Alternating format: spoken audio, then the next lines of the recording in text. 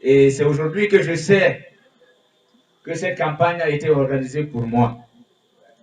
La campagne qui a été organisée à PK8 Saint-Thomas, cette campagne a été organisée pour toi.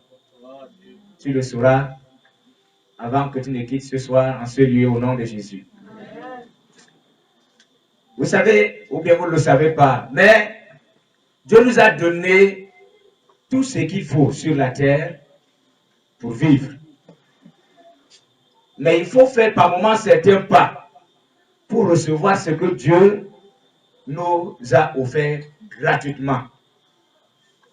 Je prends l'exemple de cette femme qui avait ouvert un compte bancaire. Elle avait beaucoup d'argent dans ce compte. Elle a eu sa carte maïtique qui lui permettait de retirer l'argent dans le distributeur automatique. Un jour, elle est allée à la banque. Elle a mis sa carte. Elle attend que l'argent sorte, l'argent ne sort pas. La carte lui revient. Et entre-temps, il y avait un long rang dehors. Alors, quand ceux qui étaient dehors étaient fatigués d'attendre, il y a un qui a eu le courage d'entrer. Il demande à la dame, madame, c'est comment? Laisse-moi pleurer. Elle dit, mais on m'a dit quand j'ouvre le compte, et quand je vais mettre ma carte, l'argent va sortir. Mais depuis que je suis là aujourd'hui, je mets ma carte, l'argent ne sort pas. Ah, le monsieur lui dit que non, mais c'est pas comme ça. Est-ce que vous avez un code? On vous a donné un code quand vous avez ouvert votre compte bancaire. Et dit, on m'a donné un papier. Il dit, donne-moi ce papier. Et quand le monsieur regarde sur le papier, il y avait le code qui lui permettait de retirer de l'argent. Alors ce monsieur lui dit, voici le code que tu dois utiliser. Introduis ton code et introduis ton montant. Et quand l'argent est sorti, elle a tremblé. Elle est rentrée en arrière. C'est comme si elle n'attendait pas de l'argent. Il fallait un code pour sortir l'argent. C'est comme ça avec Dieu. Il faut faire quelque chose. Et ce soir, nous allons voir comment quelqu'un a fait quelque chose. Et quand il a fait cette chose-là, Dieu a montré qu'il est Dieu. Et nous allons lire dans le livre de Jean chapitre 5, je commence par le verset 1er. Après cela, il y eut une fête des Juifs et Jésus monta à Jérusalem. Or, à Jérusalem, près de la porte des brebis, il y avait une piscine qui s'appelait en hébreu Bethesda et qui a 5 portiques. Sous ces portiques étaient couchés un grand nombre des malades, des aveugles, des boiteux, des paralytiques qui attendaient le mouvement de l'eau. Car un ange descendait de temps en temps dans la piscine et agitait l'eau, et celui qui y descendait le premier, après que l'eau avait été agitée, était guéri, quelle que fût sa maladie. Là se trouvait un homme malade depuis 38 ans. Jésus l'ayant vu coucher et sachant qu'il était malade depuis longtemps, lui dit, veux-tu être guéri? Le malade lui répondit, Seigneur, je n'ai personne pour me jeter dans la piscine quand l'eau est agitée. Et pendant que j'y vais, un autre descend avant moi. Lève-toi, lui dit Jésus, prends ton lit et marche. Aussitôt, cet homme fut guéri, il prit son lit et marcha. Est-ce qu'on peut acclamer très fort pour Jésus? Gloire à Dieu. Nous voyons ici que cet homme était malade. Il était dépassé. Vous voyez, il était dépassé, il était couché sur le lit. Il y avait des hommes, certaines personnes qui étaient malades, qui descendaient dans l'eau. Quand l'ange bougeait cette eau, ces personnes descendaient avant lui. Il était dépassé, couché. Il attendait et il se disait, je suis que pendant il voulait se lever pour aller le premier, il ne pouvait pas. C'est sûr que quelqu'un a aidé cet homme. Peut-être que c'était une femme ou un homme qui a aidé cet homme. Mais à un moment, la personne était fatiguée. Si c'est quelqu'un qui l'a porté pour l'amener là-bas, la personne était fatiguée. Fatiguée de l'aider, fatiguée de le secourir, fatiguée de lui donner des conseils, fatiguée de le soutenir, fatiguée de le lever, pas fatiguée de le faire asseoir. Il est resté couché, abandonné à lui-même. Il n'avait plus personne qui pouvait l'aider à tomber. Et entre-temps, il y avait ceux qui marchaient plus vite que lui, qui tombaient dans la piscine. Et c'est étonnant que là où il se trouvait, Bethesda, qui veut dire la maison de grâce ou la maison de miséricorde, comment cet homme était dans un endroit où il y avait la grâce et la miséricorde, mais il ne parvenait pas à trouver la guérison. Fatigué, dépassé, c'est sûr qu'il a fermé ses yeux et il attendait son dernier jour pour mourir. Parce qu'il ne voyait pas une issue pour sortir de cette situation. Mais c'est étonnant que quand Jésus vient, il ne va pas vers des personnes qui peuvent marcher. Jésus ne va pas vers des personnes qui peuvent s'agiter, qui peuvent parler, et peut-être plus que celui qui était couché. Mais Jésus se dirige vers quelqu'un qui est là et qui est malade depuis 38 ans. 38. Jésus ne l'impose pas les mains. Jésus pose seulement la question. Qui a bien suivi? Qui a bien suivi la question dans la foule? Qui est avec moi? Veux-tu être guéri? La seule question que Jésus lui pose, veux-tu être guéri? Il a commencé à se justifier. Mais Seigneur, je n'ai personne pour me jeter. Jésus savait que tu n'avais personne. Non. Et vraiment, quand là, j'agite l'eau, avant que moi je descende, quelqu'un d'autre descend avant moi. Jésus savait. Veux-tu être guéri? Et après, je lui dis seulement, prends ton lit, rentre chez toi. À l'instant, s'il restait encore couché, je suis sûr que le miracle ne se ferait pas. Mais cette personne a obéi à la lettre. Quand Jésus lui a dit, prends ton lit. Alléluia. Veux-tu être guéri? Et après il dit, prends ton lit. Lève-toi, dit Jésus, prends ton lit et marche.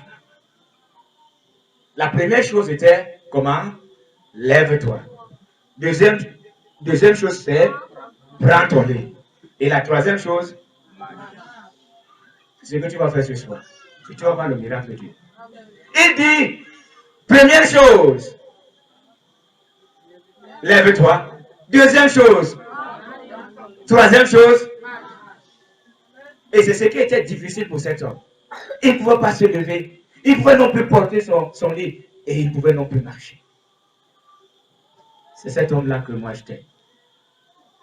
Quand j'étais encore entre les griffes de Satan, entre les mains des sorciers, entre les mains des vampires qui avaient décidé que moi je ne pouvais pas être quelqu'un. Ma mère a marché avec moi. Mais je me rappelle un jour, on rentrait chez le marabout. Parce que partout où on allait, on disait que non, l'homme qui a vendu ton fils, il est très fort, il est dans l'eau, on ne peut pas le voir. Un jour, on rentrait, elle et moi, elle m'a jeté sur le lit comme ça. Elle m'a dit, je ne peux pas laisser mes 5 enfants mourir à cause de toi. J'ai regardé comment je suis. Et si on vous dit que tu es malade pendant 5 ans, pendant 6 ans, je devais être comment? Imaginez. C'était que les os. J'ai regardé ma mère, j'ai dit, tu as raison. Tu as trop marché avec moi. Elle est sortie de la chambre. J'étais dépassé. Je ne savais plus quoi faire. Et j'avais une maladie saisonnière que chaque année à cette époque, elle m'attrapait, me secouait. Et il n'y avait personne pour m'aider. Mais les cousins de ma mère ont essayé. Maman m'a envoyé me cacher à Yaoundé. Quand je vais à Yaoundé, des mêmes sorciers viennent m'attraper là-bas. Je rentre au village comme je suis allé. Personne ne pouvait m'aider. Ma mère ne pouvait m'aider. Les marabouts ne pouvaient m'aider. Les charlatans n'ont pas m'aider. N'ont pas pu m'aider. On m'a donné des écorces que je mettais dans les poches, je mettais dans les chaussettes. Mais même comme ça, j'étais toujours le même. Mais un jour, en 1989, j'ai assisté à une campagne et on m'a parlé de quelqu'un qui sauve. On m'a parlé de quelqu'un qui délivre. On m'a parlé de quelqu'un qui régénère. On m'a parlé d'un homme qui est capable de m'aider. J'ai dit, mais qu'est-ce qu'il faut? C'est ce que je dois faire. Je vais essayer cet homme. Parce que j'ai déjà tout essayé. Ma famille a tout essayé. Et aujourd'hui, les gens courent, là on parle de miracles, imposition de main, onction. On n'a pas fait de séance de prière et de délivrance pour moi. Quand j'ai donné ma vie au Seigneur, la manière que j'ai donné ma vie au Seigneur, j'ai tout arrêté. J'ai tout arrêté. J'ai dit, je donne entièrement ma vie à Jésus. Si c'est Jésus peut me sauver, je veux me livrer entièrement. Je suis entré dans ma vie. Et Jésus est descendu là où l'homme était caché. Il l'a piétiné, il l'a malassé, il l'a écrasé. Et il m'a délivré, me voici vivant. Aujourd'hui, je peux dire à quelqu'un d'autre que Jésus est capable. Amen. Les hommes étaient dépassés. Mais Jésus a fait quelque chose dans ma vie. Je me rappelle de cette femme, la femme d'un commissaire qui est venue me voir un jour. Elle m'a dit, c'est sa nièce qui l'a amenée chez moi. Parce que sa nièce faisait les cultes avec moi. Alors, quand elle est venue ici à Douala, elle est venue faire le testament. Parce qu'elle avait fait le testament à Yaoundé, qu'elle doit mourir. Elle est venue voir son père pour la dernière fois.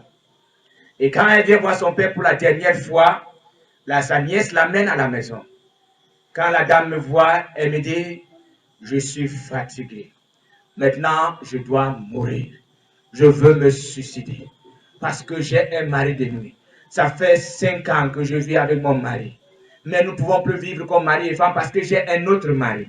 Tout ce que je mets sur ma poitrine dans la nuit, je trouve ça le matin au sol. Même si c'est un bébé que je mets sur ma poitrine, je le trouve le matin au sol. Mon mari ne peut plus m'embrasser parce que mon maître m'interdit. Et il a été obligé d'aller chercher une autre femme dehors. Aujourd'hui, je ne sais plus quoi faire. Je vais me suicider. Je sens comment ma tête va exploser. J'ai dit, madame, vous n'allez plus vous suicider. Vous avez perdu le goût de vivre. Mais après la prière de ce matin, vous aurez la joie de vivre. Est-ce qu'on peut acclamer le Seigneur? J'ai dit à cette femme que je connais quelqu'un. Je connais quelqu'un qui restaure le vide. Je connais quelqu'un qui délivre. Je connais quelqu'un qui sauve. Je connais quelqu'un qui donne la vie. Il a dit, je suis venu afin que mes brebis aient la vie et qu'elles soient dans l'abondance. Alors je lui ai parlé de ce Jésus. Je lui ai dit, madame, remettez-moi d'abord tous les djoudjous que vous avez. Qu'est-ce que j'appelle djoudjou? C'est les choses que les marabouts vous donnent. Elle a sorti tout ce qu'elle avait, elle a mis au sol. Je lui ai dit, est-ce que tu as d'autres djoudjous à Yaoundé? Elle m'a dit oui. Elle a appelé son mari, après la prière, c'était pas le même jour. Elle a appelé son mari a déposé tous ses gadons de commissaire. Il est entré dans la voiture, il est venu à Douala remettre les djoudjous de sa femme. Ce jour-là, j'ai prié pour elle. Je lui ai dit, à partir d'aujourd'hui, ce mari n'aura plus de fait sur toi. À partir d'aujourd'hui, celui qui va prendre possession de ta vie, c'est le Seigneur des Seigneurs. C'est Jésus-Christ de Nazareth. Et tu auras le goût de vivre. Elle est rentrée chez elle, chez son père. Son père est un grand marabout. Quand elle est rentrée chez son père, elle est entrée avec Jésus. La maison de son père a commencé à bouger. Parce que les démons qui étaient dedans ont senti la présence de la personne qui est au-dessus de toute domination, de toute autorité, de toute principauté, mais au-dessus des marabouts, des sorciers et des vampires. La maison a commencé à bouger. Son père a dit non, ta présence commence à me gêner. Il y a quelque chose. Et comme elle avait peur de son père, elle n'a pas dit à son père que je sors d'un lieu de prière. Alors nous avons prié cette femme et moi. Elle a été complètement délivrée de ce mari de nuit. Alors elle est rentrée à Yaoundé, elle fait le commerce. Quand elle est rentrée à Yaoundé, un jour elle m'appelle, elle me dit, parce que j'ai un problème sérieux. Je dis, qu'est-ce qu'il y a? Elle me dit qu'au marché, on dit que j'ai le camphormie. Je dis, qu'est-ce qu'il y a? Elle me dit que je vends déjà trop, moi-même j'ai peur. Je dis, est-ce que tu n'as pas raconté à ces hommes et à ces femmes qui t'entourent celui que tu as rencontré à Douala? Celui que tu as rencontré à Douala, 1, t'a donné la vie, et 2, a arraché tout ce que le diable t'avait arraché, et il te remet tout cela maintenant. Dis à ces hommes que tu as rencontrés, c'est lui qui restaure la vie, et c'est lui qui est ton camphormie, c'est Jésus de Nazareth. Amen. Gloire à Dieu. Cet homme qui était couché, malade, et qui ne pouvait rien faire, ce soir c'est toi. Tu as tout essayé. On t'a conseillé d'aller voir tel. On t'a conseillé d'aller voir le marabout. On t'a demandé d'aller voir un charlatan. On t'a demandé d'aller voir un divin. Tu as consulté l'horoscope. Mais ça ne marche pas. C'est parce que, comme cette dame, il te faut le code. Elle avait de l'argent, mais elle ne pouvait pas sortir cet argent sans code. C'était son argent. Ce que tu as, que Jésus a disposé pour toi, le code c'est Jésus. Amen. Si ce soir, tu dis à Jésus, j'ai tout essayé, je vais essayer. La première chose, je vais me lever. La deuxième chose, je vais porter mon lit. Le lit, c'est quoi? C'est la vie que tu mènes. Ça veut dire comment tu as marché. Parce que tu étais couché là. Tu étais dépassé. Et maintenant, je marche. Jésus va se lever. Il va te dire ce soir, c'est le geste que j'attendais. C'est tout ce que moi j'attendais. Et c'est le geste que Dieu attend, que Jésus attend pour toute personne qui est sur la terre. Tu as tout essayé. Tu as mis l'Égypte jusqu'ici pour que les hommes te pour que tu aies le même mari. Au contraire, tu es devenu chambre de passe pour les hommes.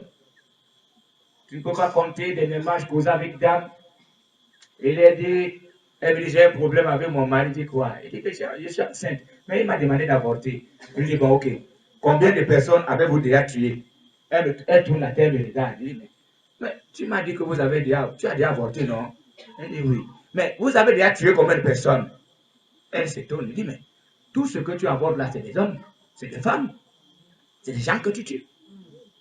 Elle dit, oui, j'ai refusé, je ne veux plus avorter vraiment. Moi, j'ai peur. Il dit que, ok, c'est des hommes et des femmes que tu tues.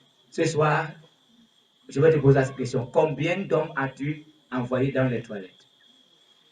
Mais Jésus est capable de te pardonner ce soir. Jésus est là ce soir. Je dis bien que cette campagne a été organisée pour une personne. Et cette personne est là. Jésus a vu ta misère. Jésus a vu ta prostitution. Jésus a vu ta mendicité. Jésus a vu ta souffrance. Jésus a vu tout ce qui est en train de te gêner. Il n'y a pas d'issue. Tu as des diplômes, tu ne travailles pas. Pourquoi? Jésus, c'est là où on a besoin d'une personne comme toi. Jésus sait quel salaire il peut te donner. Tu es là, tu veux te marier. Les sorciers t'ont vissé partout. Chaque homme qui vient, je veux te marier, dès qu'il part, il ne revient plus. Ce n'est pas parce que tu es laide. C'est pour ça que vous voyez les femmes, vous êtes très belles. Mais quand ça dépasse les femmes, je vous assure, on commence à mettre le pantalon aussi pour montrer les fesses. Est-ce que quelqu'un voit pour me prendre? On commence à mettre on enlève la peau partout. Parce qu'on pense que, non, ce soir, tu n'auras plus besoin de faire ça. Parce que c'est lui qui gère ta vie. Car il va te tenir comme ça. Dis gloire à Dieu. Il va te conduire. Il va te bénir. Il va te lever. Et il va te donner des coups de poing à tous ceux qui t'ont attaché. Toutes les chaînes que tu avais sur toi. C'est comme un enfant que vous avez dans la maison. Quand il sort le matin, un bébé, il s'embouche dans la boue. Il revient à la maison en rampant. Tu ne peux pas dire que sors de la... Dès que tu vois ton enfant, tu le prends, tu le laves très bien et tu l'habilles et tu commences à faire tcho. C'est ce que Dieu va faire. Il va regarder dans ta vie. Est-ce qu'on t'a attaché quelque part? Est-ce que c'est au village qu'on t'a attaché? Est-ce que c'est à la maison? Est-ce que c'est sous le rocher que tu es? Dieu va te pêcher un ange. Alléluia. Moi, je suis un témoin. À cette époque, Sakbayemi chauffait encore. On disait que à Sakbayemi, il y a des meilleurs docteurs. Je suis allé à Sakbayemi avec mon épouse parce qu'on avait besoin d'un deuxième enfant. Il y a un écart entre notre premier enfant et notre deuxième, un écart de 9 ans. Le docteur a dit que non, je ne pouvais plus. Je ne pouvais plus faire des enfants. Je suis rentré à la maison avec l'un d'autres médicaments. On a dit que non, il faut que je commence à prendre ça. Peut-être ça peut aller. Quand j'ai commencé à prendre ces médicaments, j'ai commencé à avoir des complications. J'ai dit à ma femme, je suis allé à l'hôpital, je n'étais pas malade. Maintenant, les remèdes que je prends m'ont rendu malade. Je vais les laisser. Si Dieu est Dieu, dans sa parole, j'ai vu, c'est écrit, que dans ma maison, il n'y aura ni homme, ni femme stérile, ni bête stérile. Ça veut dire que même les moutons, les poules que j'ai dans ma maison ne vont pas être stériles. Combien de fois moi? J'ai dit à ma femme, je ne prends plus rien. J'ai pris tout ça et boum, j'ai jeté dans la poubelle. une nuit, j'étais en train de dormir. Dieu m'a mis sur une table d'accouchement, d'opération, pardon. Et j'étais couché comme ça. Un ange est quitté du ciel avec l'épée. L'ange m'a opéré, poum! L'ange a enlevé la maladie, poum! Et l'ange est monté avec la maladie, poum! Je me suis réveillé en sursaut. J'ai trouvé que là où l'ange m'a opéré me faisait mal. Dieu est témoin. J'ai imposé ma main. J'ai commencé à prier. J'ai commencé à prier. Au fur et à mesure que je priais, la douleur baissait. Et aujourd'hui, nous avons 4 enfants. Et c'est moi qui prie Dieu que Seigneur, ça suffit. S'il te plaît, ça suffit comme ça. Ce Dieu est un Dieu vrai. Ce Dieu est un Dieu puissant. Et c'est ce Dieu qui est là ce soir, qui veut te sortir de là où tu es. Il dit, il élève le pauvre et le fait asseoir avec les grands. Alléluia. À partir de ce soir, tes voisins ne vont plus te reconnaître. Mais aujourd'hui, ma famille ne me reconnaît plus. Et ils ne savent plus comment m'appeler. Parce que quand ils voient les merveilles du Seigneur, ils voient comment j'investis, ils voient comment je fais des... Ils disent que non, c'est un vendeur d'hommes. Je ne sais pas comment on vend l'homme. Mais je sers un Dieu puissant. Qui a dit, il élève le pauvre et le fait asseoir avec les grands. Je sers un Dieu puissant qui a dit, l'or et l'argent l'appartiennent.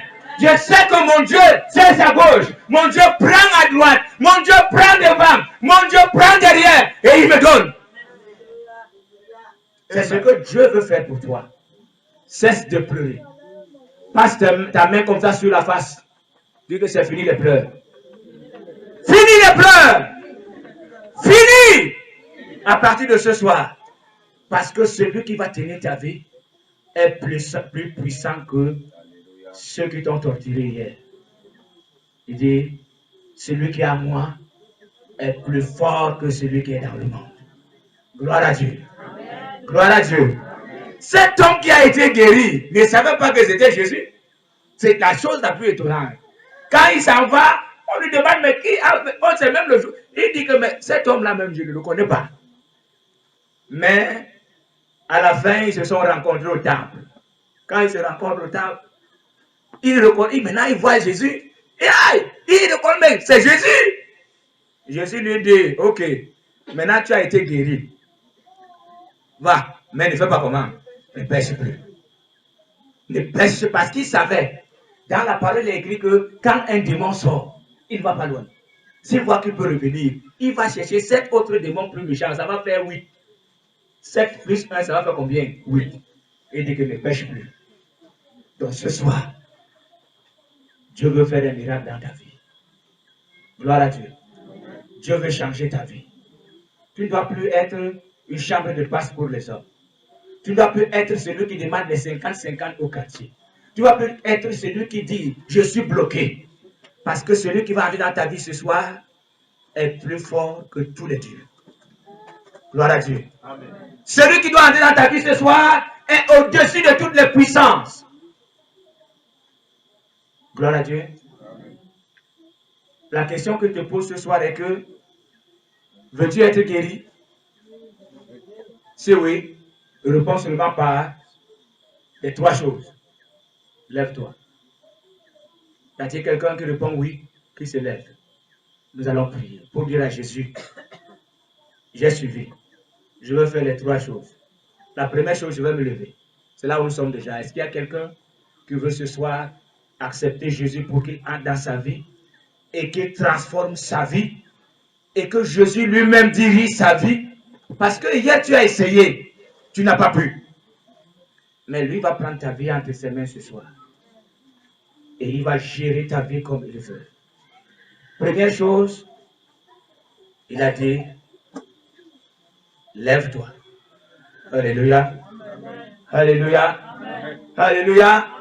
Lève-toi. Est-ce qu'il y a encore quelqu'un qui dit à Jésus, je suis fatigué. Comme j'avais dit ce jour, je vais essayer Jésus. J'ai essayé beaucoup de choses, je n'ai pas pu. Ce soir, j'essaye Jésus. J'ai essayé, je n'ai pas pu. J'ai essayé. Il y a beaucoup qui essayent au PMC, pensent qu'ils peuvent devenir riches. Et moi, je disais à quelqu'un, Regarde dans ta famille, il y a combien de personnes qui sont enrichies par le premier ministre. Quand tu fais quelque chose, regarde quand même que les autres ont fait, ils ont réussi. Ils ont essayé, ils n'ont pas pu. J'ai un voisin, il a essayé avec le premier ministre. Toutes ses activités sont tombées. Il a essayé. Il y a certains qui essaient dans le pari fou, ça ne va pas. Mais ce soir, lève-toi. Gloire à Dieu. Lève-toi et dis à Jésus, je suis fatigué. Je suis fatigué. Je suis fatigué. Je suis fatigué. Et il n'y a que ceux-ci qui se lèvent ce matin. Ne remets pas demain. Parce que la grâce de Dieu pour délivrer quelqu'un, c'est là, c'est tout de suite. Je disais comme ça dans une église un jour, j'étais en train de voir prier. J'ai dit que dans quelques minutes, vous allez voir des personnes délivrées. Il y a certaines personnes qui sont venues avec des problèmes qui seront délivrées tout de suite. Les gens, tous ceux qui étaient là, plusieurs personnes n'ont pas cru. Mais quelques minutes après cette déclaration, ces personnes ont été convaincues que le Dieu que nous servons n'est pas un faux Dieu. Donc Jésus veut changer la vie de quelqu'un. Venez mes frères, nous allons prier ensemble. Deuxième chose, prends ton lit et marche. Marche. Marche. Alléluia. Prends ton lit et marche. Prends ton lit et marche. C'est ce que Jésus fait ce soir. Délivrer quelqu'un. Jésus veut délivrer quelqu'un. Jésus veut délivrer quelqu'un. Jésus veut délivrer quelqu'un. Je lance l'appel pour la dernière fois. Parce que je sens que quelqu'un a honte. Je lance l'appel pour la dernière fois pour dire à cette personne.